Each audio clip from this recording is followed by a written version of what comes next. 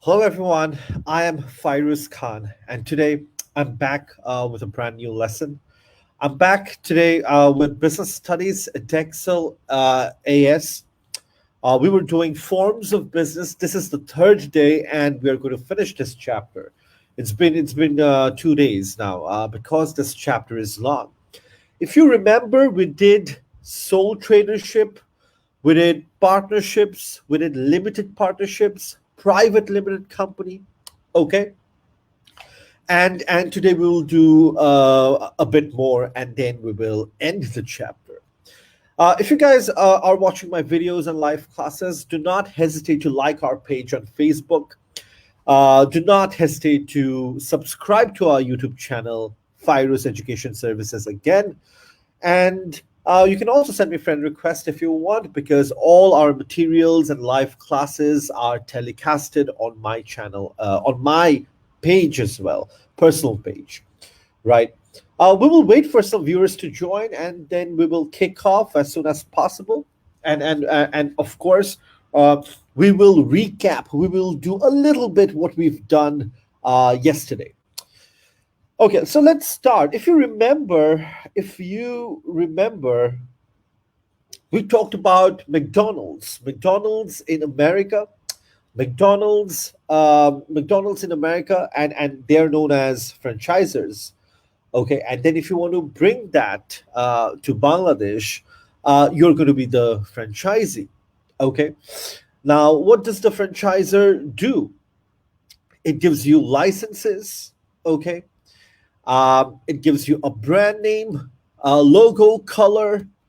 It helps you with store layout. It helps you with trading operations, business operations, marketing, right? It helps you with. Um, my computer is a bit slow today. It helps you with equipments. It helps you with materials, supplies. Um, it helps you with training, right? So there are a lot of things that it helps you. It supports you. And then you have franchisee. As a franchisee, if you want all these help from the franchisor, as a franchisee, um, you need to pay a startup fee. You need to pay a percentage of sales. You need to pay a percentage from profit. Okay, you need to pay a one-off cost.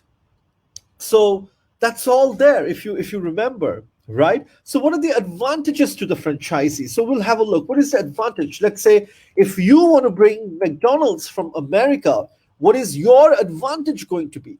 Do not confuse between a franchisor and a franchisee. Let's say you want to bring McDonald's from America, you are the franchisee. So, as a franchisee, what are your advantages? The advantages is that you will be at a very lower risk because the business already has been established.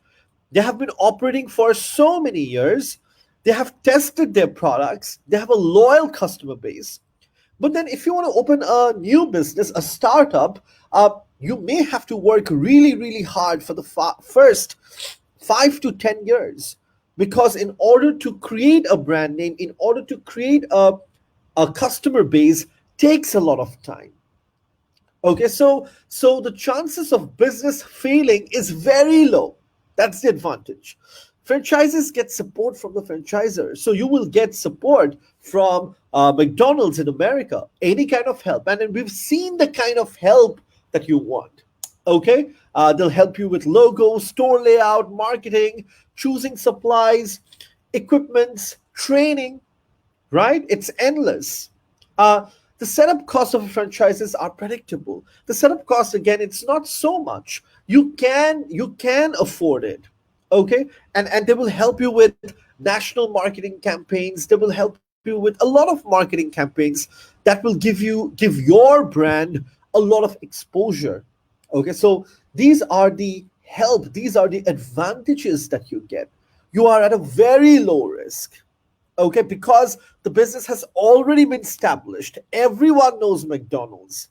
Like when Burger King came to Bangladesh, I heard that there was a huge queue and everybody started getting mad. Why? Because Burger King is already established international, multinational organization, and everybody knows them. So their products has been tested. People have faith in their products. That's the biggest advantage you can have. But when we started our own business, FES, it's not a franchise. Okay? It is taking for us a long time to set up, right? To form a customer base. And then you get help from the franchisor. Setup costs are okay, average. They will help you with other things. Okay. But then what are the disadvantages? Let's have a look. Hi, Zavir, you're here. The disadvantages are, look at these. You have to pay a startup fee, an initial startup fee. You need to pay profit from the sales. You need to pay profit percentage from profit. You need to pay other costs. So it can be an expensive process. You will require a lot of money.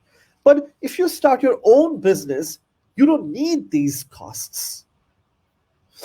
Okay, but if you bring a franchise from America or any other country, you will need to pay these things. Okay, but you're paying this money for the brand name, for the logo, for the help that you're getting. But then these are substantial, significant cost. Okay, there you go. So these are the disadvantages. Then you lack independence because you will be dependent on McDonald's in America. They have a set rules, they have a set regulation, they have a set menu. If McDonald's is selling burger, then you can't sell Chinese, or you can't sell rice kind of food item. No, you can't do that because McDonald's have a set menu. They sell the same products all around the world. You can buy Big Mac anywhere around the world. Okay, and it's going to look the same, it's going to taste the same. So this is a lack of independence. You are dependent on them, right? You have to sign a lot of contracts with them. So these are the disadvantages. Profits are kept.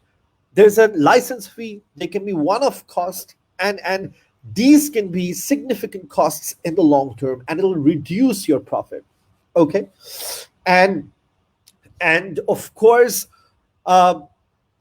they will try to control you. You will not have independence because you've signed a contract with them, and you have to follow their business model. Okay, because you have borrowed their name, their logo, their trading operations, right? Now, advantages to the franchisor. Okay, now let's have a look. Okay, how are McDonald's going to be benefited if they allow you to open a branch in Bangladesh? Now we will look at their benefits. Okay, so their benefits are it's a way of growing fast. If you watch the film The Founder, it's about McDonald's. Now, if you give license to people, to general people, you can open a lot of branches. You can open 20 branches in 1 month. It is possible. But now, if you want to keep control of all the branches, if you alone want to open a branch, it's going to be difficult. But if you distribute, give licenses to people, give responsibilities to people, it is a fast way. It is a cheap way of growing. It's a very quick way of growing. Then franchisees will also take the risk. And they're often very motivated because they're not employees. They're like part owners of the organization. So they will be motivated. So you can grow really fast because you're giving 20 people to open 20 branches, and they can do it on their own even in a month. It is possible. But think about one person opening 20 branch, right? So giving licenses is a better idea. Then it is a cheaper way of doing it. Franchisee will also take a risk, responsibilities, liabilities. If you're the franchisee, you will take some of the responsibilities and liabilities, and they're motivated because they're not employees. They're like part owners. So think about that. Okay, think about that. Now, what are the disadvantages? What are the disadvantages? Let's have a look. You have to share profit with the franchisee. Okay. Now, sometimes if the franchisee is not careful enough, it can harm their brand reputation. Let's say as a franchisee, you are not careful enough. Okay. You do something else. you create a problem. It will impact McDonald's overall brand image. Let's say it's your fault. You've done something. For example, let's say there's a food poisoning in Dhaka's branch or Bangladesh's branch. This will not only impact the branch in Bangladesh, but it will impact McDonald's brand as a whole. So it is a risky business. Okay, if you if you license it out. Okay, franchises may get their supplies from somewhere else. There are often complaints about Bangladeshi franchisees. I won't take the name, that they don't use good quality supplies. Okay, they will get chicken from the local store. They will get spices and other raw materials from local stores. But then when you're a multinational franchise, you should get everything should be imported to maintain a certain quality. Okay, and the cost of supporting franchises are very high, to maintain them, to train them, to do marketing. All those things are very, very high. Okay, so these are the advantages and disadvantages. Uh, like we've done as a franchisee, advantages, disadvantages, and as a franchisor. A question gula porikha ashe. These are very common question. So make sure you study them properly and don't have a confusion between franchisee and franchisor. Okay, if I'm McDonald's in America, then I'm the franchisor, like the employer. And if you bring McDonald's in Dhaka or Bangladesh, then you are the franchisee. Okay, so there you go. Right? Can you give me a moment? Okay, so let's do this. Okay, right now we'll go to a different topic. So now today we'll talk about social enterprise. So we'll look at what is social enterprise and how is it different um, according to or compared to a normal business. Okay, so a normal enterprise, a normal business, a private limited company, or a sole trader, or a partnership, they are profit motivated. We want to do business because of profit.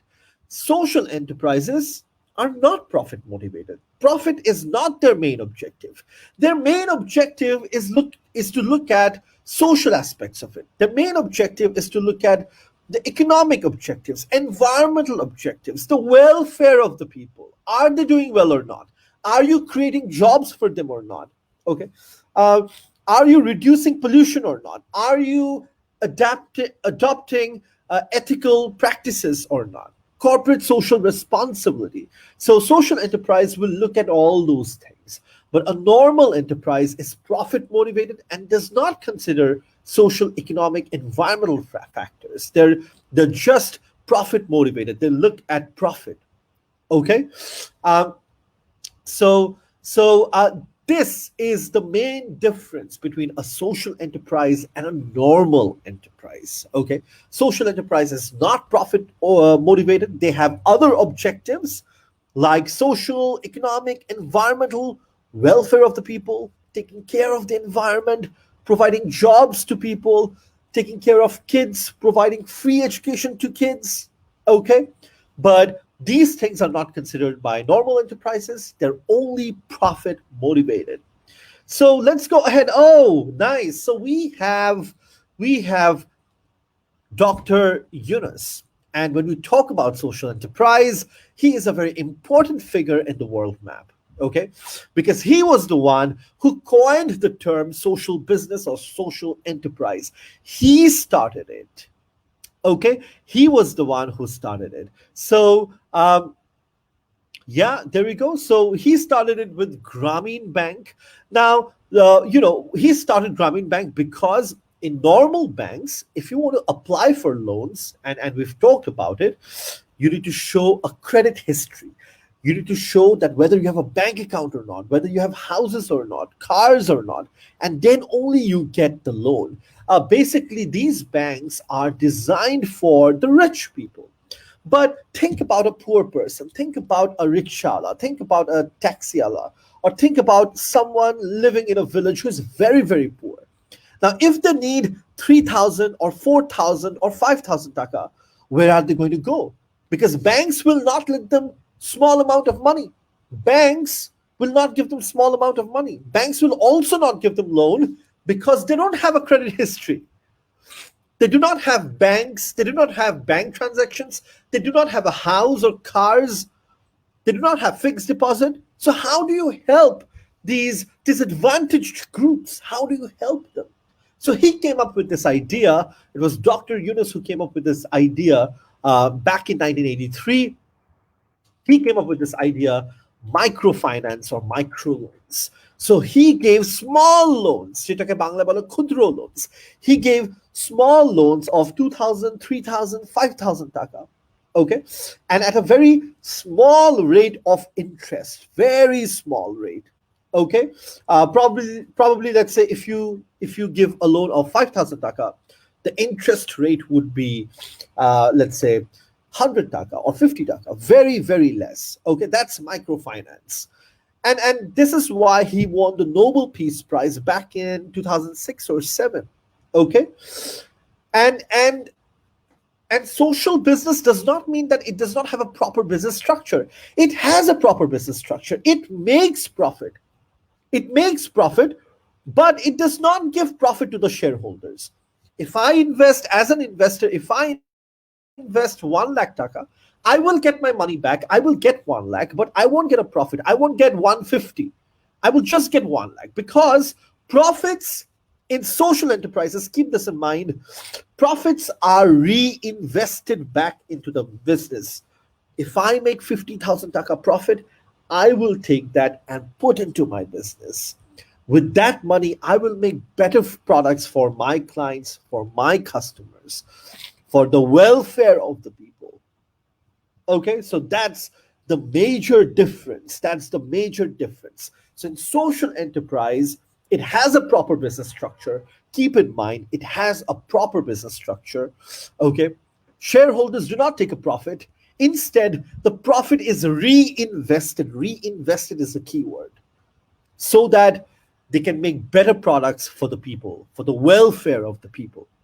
And Grameen Bank made around $12 billion of revenue back in 2010. Think about how big this organization is, $12 billion of revenue. Okay, and social enterprises, there may be other kinds of social enterprises too, and we'll talk about that, like NGOs and charities.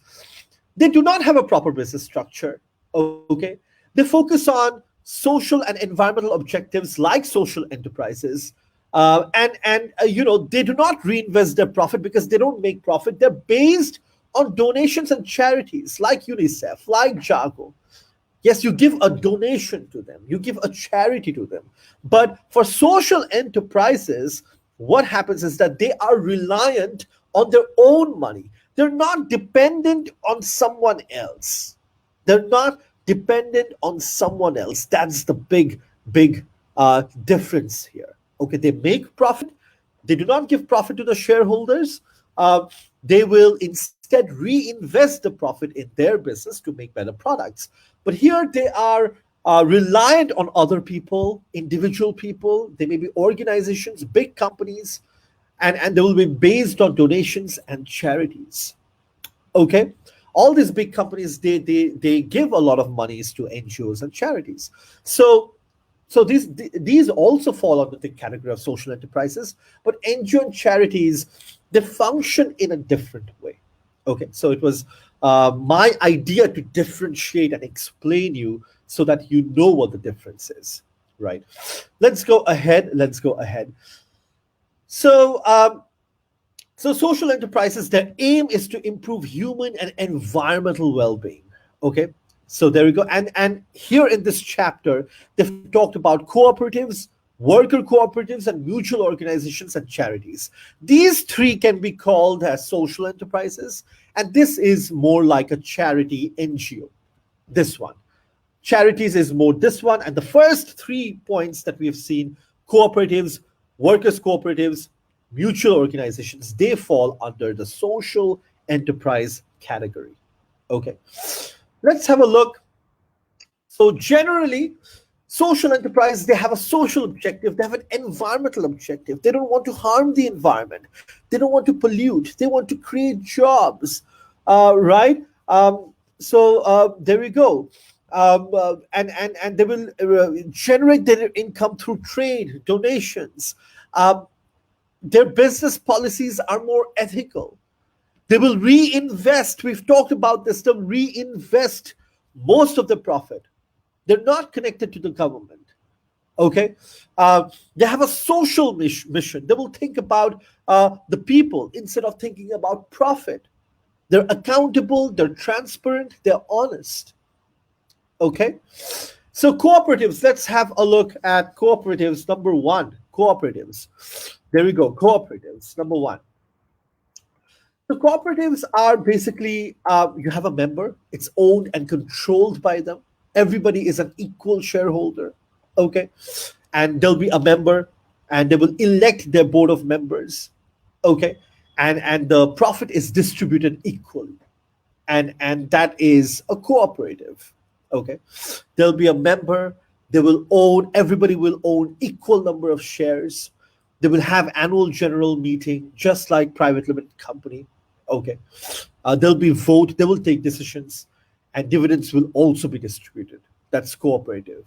Okay, but then they have a social mission. They're ethical. They think about the welfare of the people. Then you have workers cooperative. Okay, and it is jointly owned by employees and other members and staff, and it is more linked with with farming activities, producing milk and this and that. Okay, and again, they will all be included. Okay, they have equal rights, they have equal share, they will all take decisions equally, right? So that is workers cooperatives. And then you have mutual organizations. Mutual organization means ছোট ছোট সমিতি থাকে না? Okay, like Christian সমিতি, A সমিতি, ওই সমিতি, and if you need any help, you can go and take help from them. They will provide financial services. They will give you loans. They will give you mortgages, and these kind of organizations, small organizations, has been there from the 18th and 19th century. They have been there for a very long time. You can save money with them. You can have insurance plan with them. Okay, you can mortgage with them. You can take money from them. And these shomitis are there everywhere. You can ask your parents. And my mother has an account in one of these kind of organizations.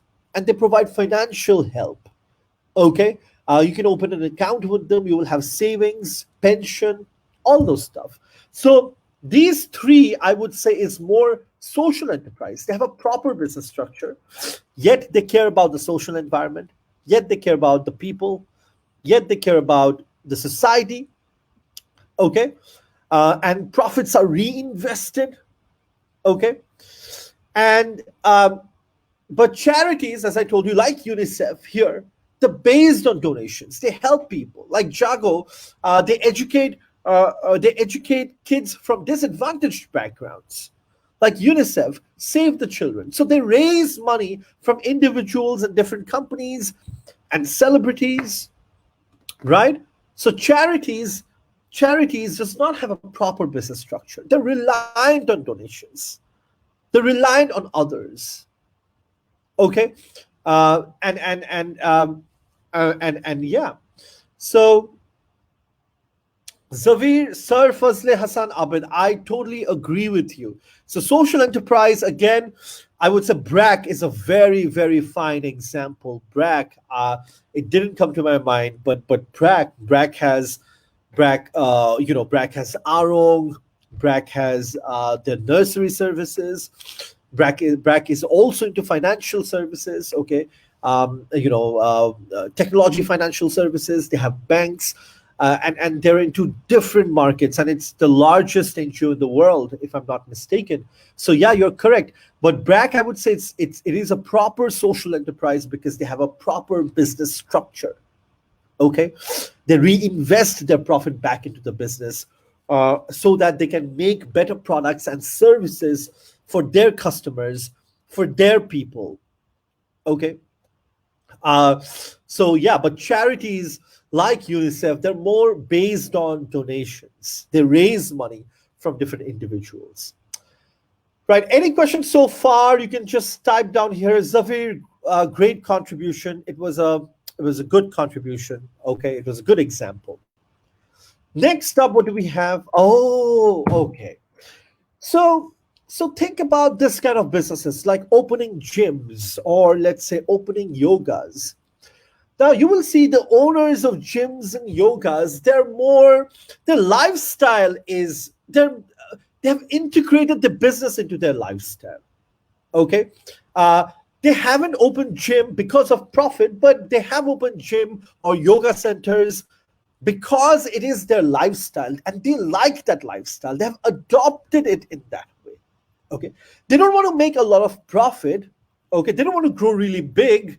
They're not looking for external investors, but mostly it's about maintaining their lifestyle.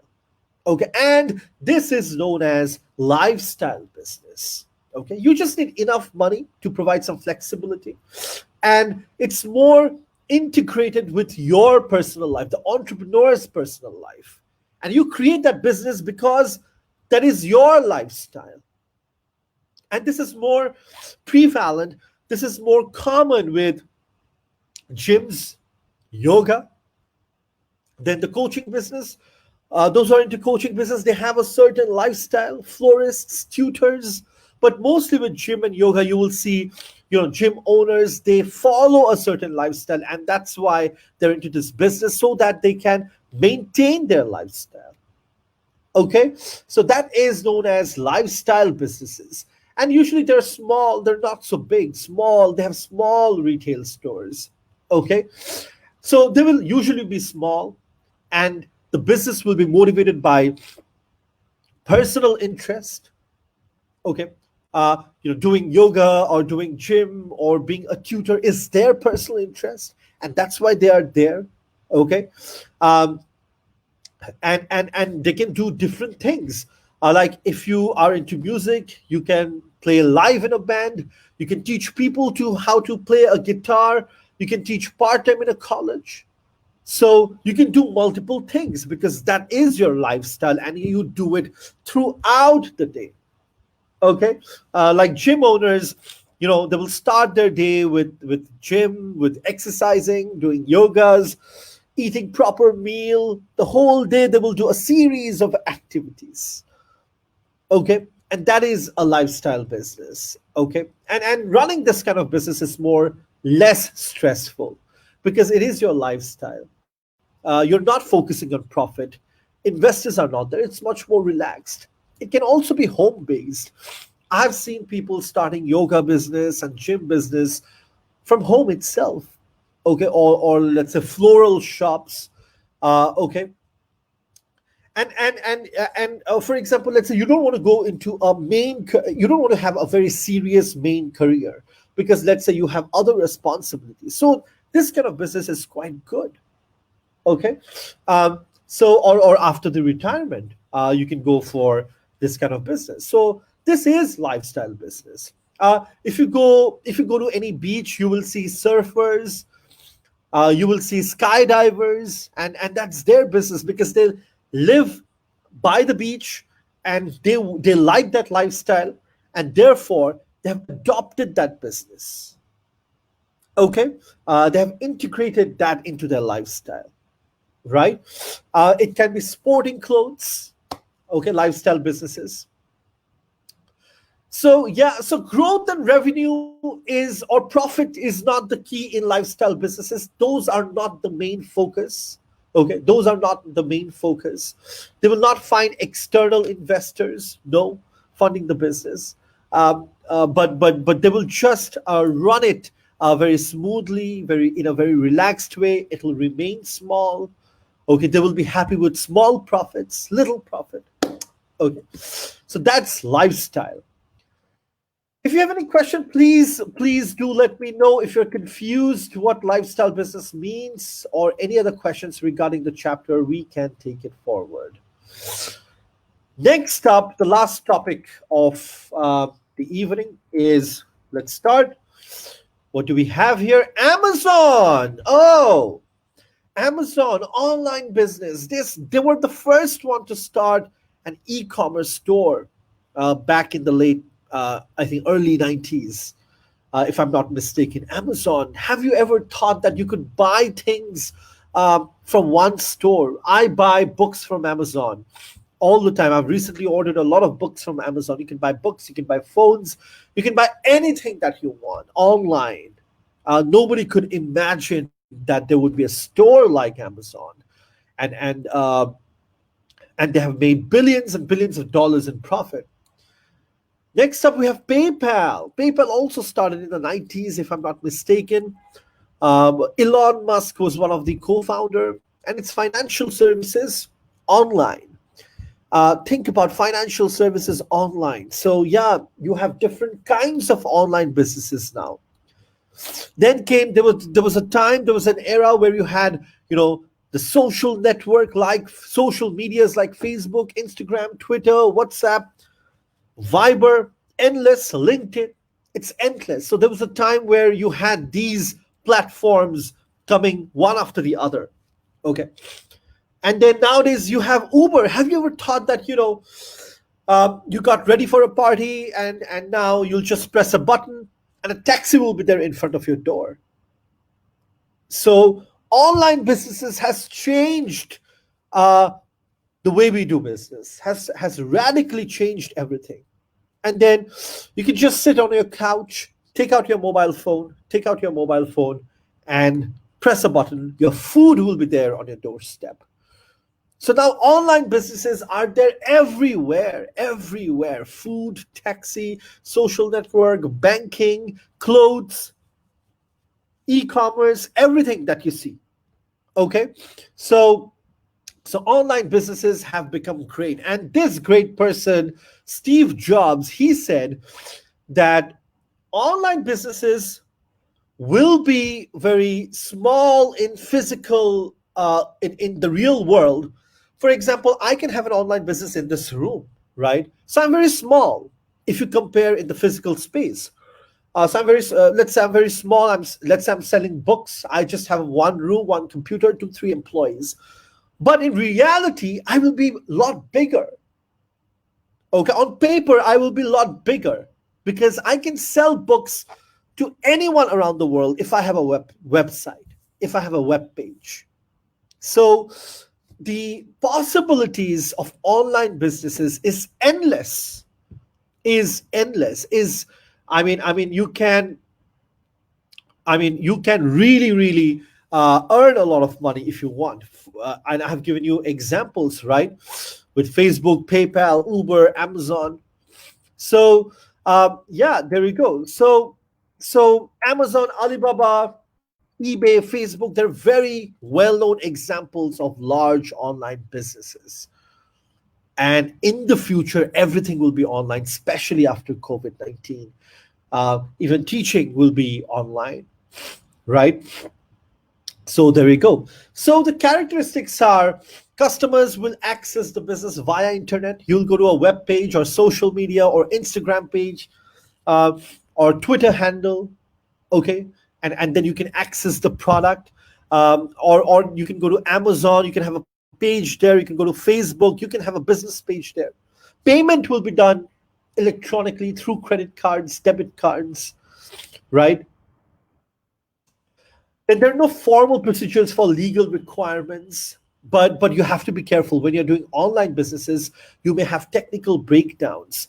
For example, your internet needs to be fast. Like when I'm taking classes, I have to make sure. Like sometimes I'm late because I'm constantly checking the internet. If the internet is not right, then it'll be difficult for me to take classes. Okay, so you need to think about your websites, you need to think about your databases, you need to think about your internet speed, you need to think about your laptop, your technical gadgets. Okay, so those things are there. Now, you can open your internet business at a very low cost. You can start the office in your room, like this room is my office now. It's my study room. And you can have a small laptop, and that's it. And you can have a phone, and you can start. You can also spend a lot of money on the website. You can have a cheap website. Okay, you can have a cheap website. You can also have an expensive website. You can also do that if you think that your investment is higher, if you think that you have enough of money and you want to do it properly. So you can also do that. Okay. um, and then the revenue, how do you earn money? Like advertising, how does Facebook earn money? Advertising. Like there are a lot, millions and billions of small businesses that advertise on Facebook, including us. Post boost করা হয় না $5 দিয়ে $10 দিয়ে. So uh, you can do that. Okay, and Facebook has earned around $26,000 million. Think about it, so much of money from um, from just sponsored advertising. So on my website, sponsored advertising means, let's have a website and I sell books. So on my website, I will have your advertisement because a lot of people come and buy our books. So they will see your advertisement. Let's say you're a restaurant. And for that advertisement, you'll pay me $10 for 5 days. And that's how Facebook earned money, sponsored advertising and marketing. Okay. And it has radically changed the way we sell products, the way we will sell food, taxi services, financial services, the education sector, everything. It has changed everything, and it is going to continually change, especially after COVID-19. Everything will be online. Buying your plane tickets, reserving a restaurant table, booking a train ticket, buying books, everything. Like I bought this book 3 days back, and I bought it online. Good quality, best quality, from a Facebook page. I have never met them. I don't know them even. Okay. I just messaged them. They told me, yeah, it's good quality. They showed me a picture, original. They told me this is the price, this is the money. And they came with the book. I saw the book. I liked it. I gave it to them. Press a button in Uber. Somebody will come pick you up. You don't know that person. And they will take you to point B, from point A to point B. Right? You can sell your products to someone you don't know on Facebook. You can buy products from someone, again, you don't know. So it has radically changed everything. You don't even need to see your product. Just online, if you have some pictures, it's enough. Okay. So I think we finished the chapter, which is great. It was a long, long chapter, and we finished it properly, which is great. Thank you very much. So today we spoke about advantages and disadvantages of franchisee, franchisor. We've talked about social business, charities, and we've talked about online businesses. If you have any questions, please do not hesitate to comment on the section below. We will take it. Do not hesitate to like our Facebook page, Fyruz Education Services. Do not hesitate to subscribe our YouTube channel. Thank you. I will see you in the next one.